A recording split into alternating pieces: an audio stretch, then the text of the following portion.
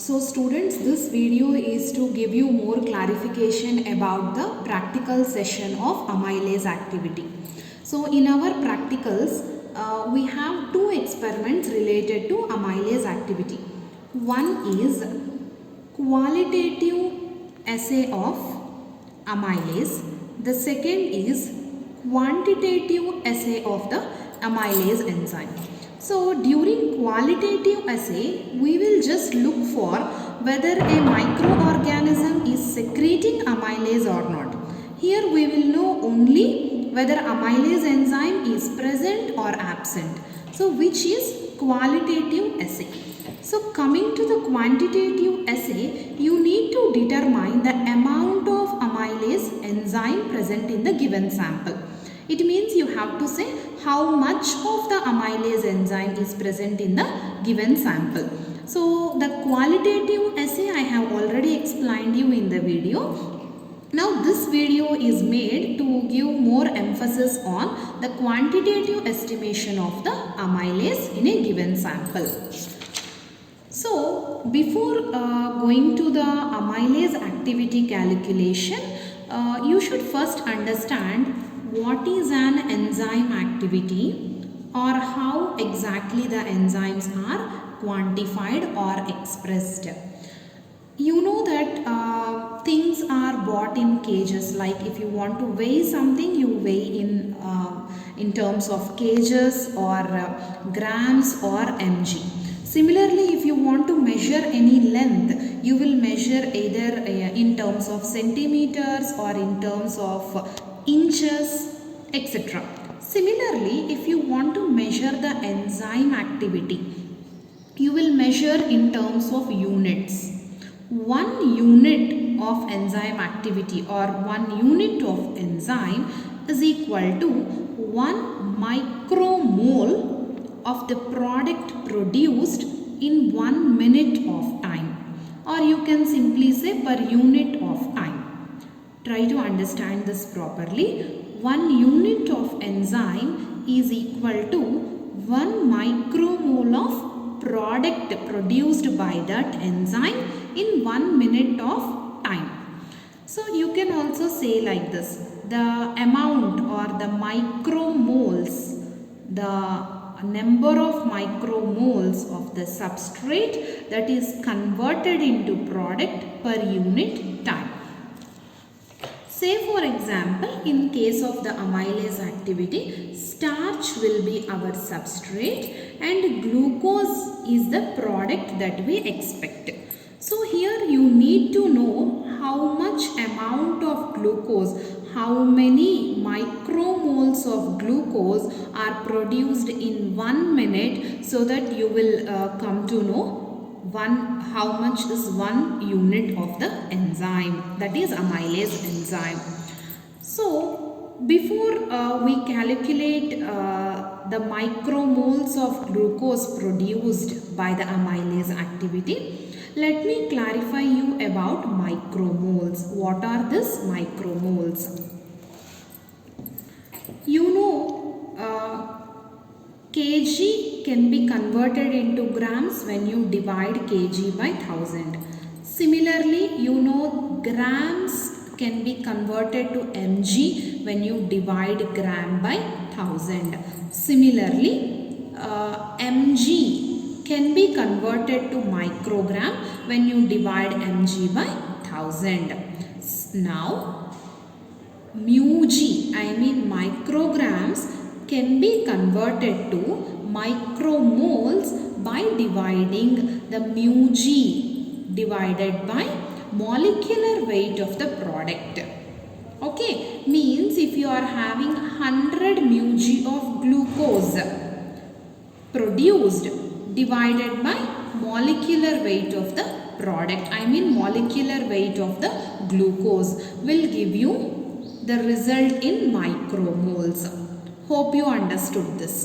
So next, I will give you the formula for calculation of amylase enzyme activity in terms of micromoles per minute. How can we calculate? Here is the formula. Mu g of product released How this product will be released?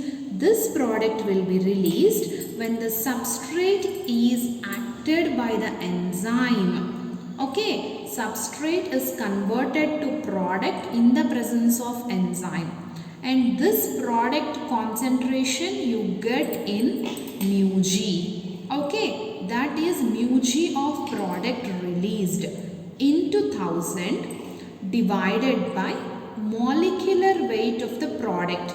I mean, in this case it will be glucose, molecular weight of glucose into incubation time.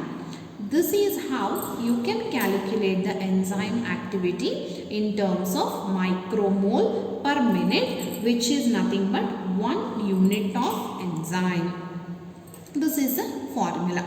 Now, what we require in this formula, what are the terms that you need to find out in this formula are, you need to find out mu g of the product released. How much amount of product is released during the enzymatic action is something which you have to determine by doing the experiment. Okay, molecular weight of glucose, anyway you can just check the book and you can write. Incubation is the incubation time is the time for which you incubate the substrate with that of the enzyme. That also we will know when we do the experiment, and finally at the end of the experiment you will know the amount of the product released, okay, by the enzymatic activity. Now to find out this amount of product released, we shall do the experiment. I will now discuss the protocol of the experiment. This protocol is actually already given to you. So in this you need to take two test tubes. Say this is test tube 1 and this is test tube 2. In the first test tube you are taking 1 ml of the enzyme to which you add 1 ml of the starch, which is nothing but the substrate. In the second tube you will take 1 ml of distilled water and 1 ml of the starch solution. This tube will act as blank tube and this tube will act as your test tube. So after adding the required solutions in the test tube and in the blank tube, you are supposed to incubate both the tubes at 37 degrees Celsius for 30 minutes. So I hope now you understood that the incubation time to be substituted in the formula will be 30 minutes. Why we are incubating at 37 degrees Celsius is that enzymes will act best at 37 degrees Celsius of temperature, especially amylase enzyme. So this temperature is chosen for incubation. After this 30 minutes of incubation, you are supposed to add 1 ml of 2 normal NaOH in both the tubes. This addition of NaOH will stop the enzymatic activity. Means soon after 30 minutes, you have to stop the enzyme's activity. Then you have to add 1 ml of DNS reagent into both the tubes and then place both the tubes in boiling water bath. Say the boiling water bath means the temperature will be between 90 to 100 degrees Celsius and it has to be incubated for 10 minutes. When you add the DNS reagent, what exactly is happening is, so in this tube you have taken starch as substrate and the amylase enzyme is also there. The amylase enzyme will act on starch to produce glucose, right? That glucose produced during this reaction is going to act with the DNS reagent to produce reddish color. So after this incubation time, you have to cool down the tubes and you have to read the OD at 540 nanometer. Means by doing this whole procedure, what you obtain at the end of this procedure is you will get the OD of this, the contents of this tube as the result. And this has to be, this tube or the contents of this tube will be used as a blank to set your colorimeter to 0, 0. So say for example your OD value that you have obtained is 0.24. For example, this is your OD value. Now you have obtained only the OD value, but what for we are looking? We are looking for mu g of glucose that is produced. This is what we want, but you have got only the OD value. How to get the concentration of the glucose or the amount of glucose produced by using this OD value? So as to get this concentration of glucose or mu g amount of glucose that is produced when the enzyme has acted on the starch, we have another experimental procedure or protocol to be followed. So what is that? That is the second protocol which we need to follow is making a standard graph of glucose. To make a standard graph of glucose, first you need to prepare stock standard solution of glucose.